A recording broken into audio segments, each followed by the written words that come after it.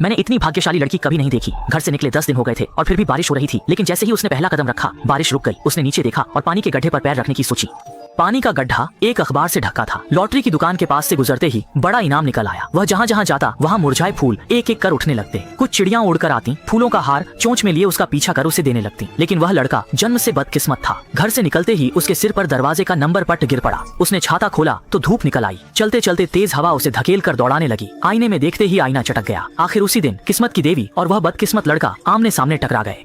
नजरें मिलते ही लड़का एक पल में उस पर दिल हार गया। लड़की ने उसे उठाने को हाथ बढ़ाया पर उसने सिर हिलाया और मुड़कर चला गया। वह नहीं चाहता था कि उसकी बदकिस्मती का साया उस पर पड़े। उसके जाते ही पीछे खिले फूल पल में मुरझा गए। लड़की ने नीचे देखा तो उसके हाथ में अचानक बेवजह चोट लग गई और मन में पहले कभी ना हुआ अजीब सा एहसास उठा।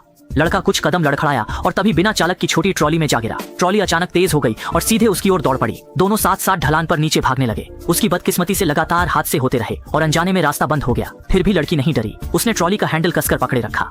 अगले ही पल किस्मत चुपके से मेहरबान हो गई। एक कार का बोनट अचानक खुलकर उछल पड़ा और ठीक आगे जा गिरा, एकदम सही स्केटबोर्ड की तरह, जिससे उनके लिए रास्ता बन गया। सचमुच वह भाग्य की देवी है। फिर वे एक अंधेरी सुरंग में घुस गए। हेडलाइटें जल उठी। लड़की ने छोटे ठेले को संभालते हुए हर कार के बिल्कुल पास से निकलती गई, मिलीमीटर की सटीकता के साथ। और सौभाग्य से कोई हताहत नहीं हुआ, मगर बदकिस्मती अभी रुकी नहीं थी। दोनों जैसे ही पियानो वाली गली में पहुंचे, ऊपर से एक पियानो अचानक गिर पड़ा और टक्कर मारकर उन्हें उछाल दिया। लड़की ने उसका हाथ कसकर थामे रखा। वे सुरक्षित नीचे उतर आए और फिर वे हवा में तैरते पियानो पर दौड़ने लगे।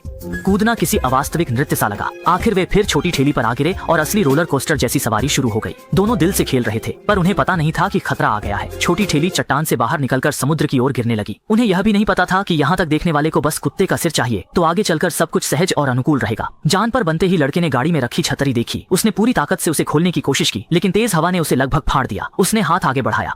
लड़की ने कसकर थाम लिया। उनके हाथ मिलते ही छाता अचानक पैराशूट बन गया। वे धीरे धीरे पुल की छत पर उतर गए। अब भी वे सांस भी न ले पाए थे कि आसमान से एक और तोहफा आ गिरा। 2 सिरों वाली कपल आइसक्रीम। वह अब भी उतनी ही किस्मत वाली थी। उसे पूरा सिरा मिला और उसे बिना हैरानी के अधूरा सिरा। उस पल वे दोनों हंस पड़े और दुनिया जैसे और नरम दिल हो गई।